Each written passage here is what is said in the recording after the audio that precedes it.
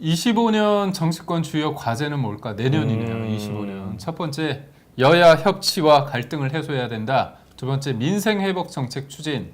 세 번째, 권력 구조에 대한 개헌. 이건 정말 다 해야 되는 건데 그렇죠. 여러분은 이제 어떤 걸 더 많이 생각을 하고 계시는지 한번 참 이게 진짜 동일 퀴즈의 어떻게 보면 매력이라고 할 수 있는 거죠. 그렇죠? 이 세 가지 중에서 내가 생각하는 답이 있을 건데 그 답이 100%는 아닐 거잖아요. 남들과 봤을 그렇죠. 때 다른 분들과. 다 해야 되는 것들. 이제 한번 문제 풀어볼까요? 동일 퀴즈는 나와 같은 생각을 가진 사람들이 얼마나 되는지 맞히는 퀴즈입니다.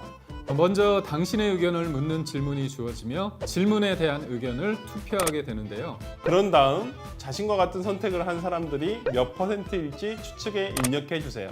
점수는 오차범위 20% 내외로 투표 결과에 근접할수록 높게 부여됩니다.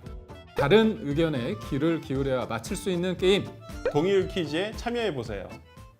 항상 이게 참 어렵습니다. 바람과 나의 생각과 실제 상황에 대한 개헌은 많이 없을 것 같아요. 개헌은 어. 권력 구조에 대한 개헌은 제가 볼 때는 절대 대한민국에서 요즘 같은 대한민국에서는 안 될 것 같아요. 근데 이게 원래는 권력을 잡은 사람이 해야 되거든요. 그러니까 자기가 유리할 때 해야 되는데 이게 항상 개헌 문제가 나오는 건. 근데 이게 역설적으로 그건 있습니다. 지금 상황에서는 현실적으로 좀 어려워요. 근데 이재명 대표가 2심에서 유죄가 나온다. 그렇다고 하면 여러 가지 좀 생각할 거리가 있고.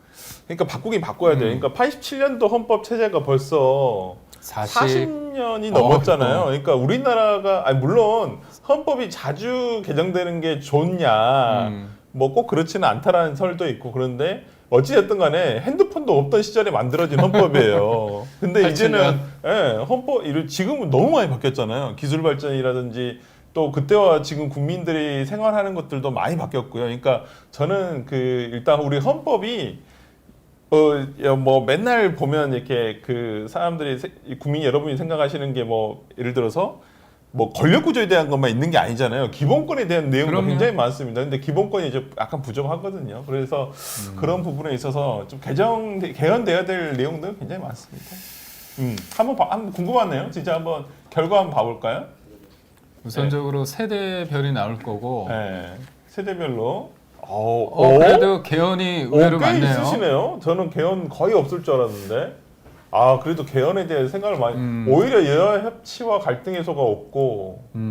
민생 회복. 저는 민생 회복이 굉장히 많을 거라 생각했는데 이건 세대별로도 상당히 차이가 있네요. 생각보다 개헌이 좀 많이 나왔지만 민생 회복이 크긴 크네요. 근데 저는 개헌에 대해서 저도 좀 의미 있게 수치를 넣은 게 뭐냐면 지금의 상황이 역으로 본다면 이제 대통령이 제왕적 대통령제에서 지금 상황에서 쓸 수는 있지만 권한은 있지만 써서는 안 되는 굉장히 아끼고 웬만하면 쓰지 말아야 될 그 계엄이라는 카드를 썼고 그 다음에 오늘 아까 얘기했지만 권한 대행을 또 탄핵하고자 하잖아요. 그러니까요.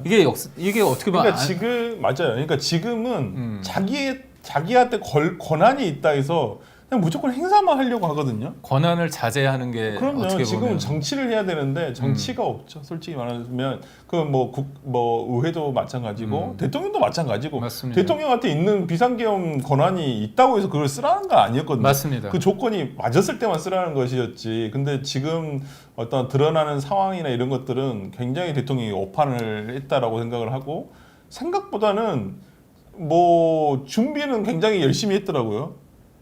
실행된 건 정말 허술했는데 난 저렇게 열심히 한지도 몰랐어. 그러니까 결국은 이제 인식과 대통령의 상황에 대한 인식과 국민들의 인식의 갭이 좀 있었다는 거고. 너무 컸어. 근데. 그렇죠. 그런 부분에 있어서 제가 볼 때는 뭐 지금 헌재에서 탄핵 심리 중이고 이제 수사를 받고 있는 상황이라 본인의 의도 그렇지만 현실적으로 어떻게 이루어지는가에 대한 그런 책임성이 있는 거잖아요. 그래서 그 부분을 좀 풀어야 되고. 한번 다음 성별로 한번 봐볼까요?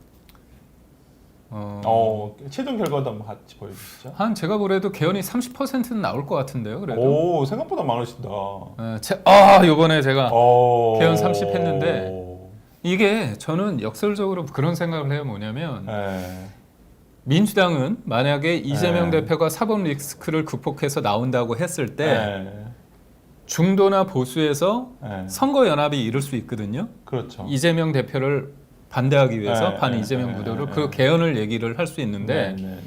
이게 보면 지금 대통령 중심제긴 하지만 원래 국무총리의 권한이 있잖아요. 그렇죠. 근데 네. 권한이 사실상 지금 형해화된 이유는 뭐냐면 대통령이 된 사람이 선거 과정에 연합이 있었던 게 아니라 사실상 내가 됐다고 생각해서 총리에 대한 권한이 없는 거예요. 근데 그렇죠. 만약에 지금의 21대 대선에서 중도와 보수가 연합을 해서 한 사람의 어떤 힘이 아니라 여러 사람이 뭔가 경쟁을 해서 거기에서 선거를 이기게 되면 사실상 분점을 하게 될 수밖에 없거든요. 그렇죠. 예전에 뭐 DJP 연합이 맞습니다. 뭐 약간 뭐 대표적인 사례라고 좀 보이고요. 그래서 그런 측면에서 했을 때 현실적으로 개헌은 어렵겠지만 사실상의 개헌에 되는 건 뭐냐면 생각보다 개헌에 대한 그렇죠. 보수와 중도가 선거 연합을 어떻게 하고 그게 실질적으로 선거를 이기게 됐을 때 내가 일방적으로 내가 잘해서가 아니라 너도 잘했고 나도 잘했으니까 권력이 자연스럽게 분점되는 그렇게 갈 수도 있죠. 그런 효과를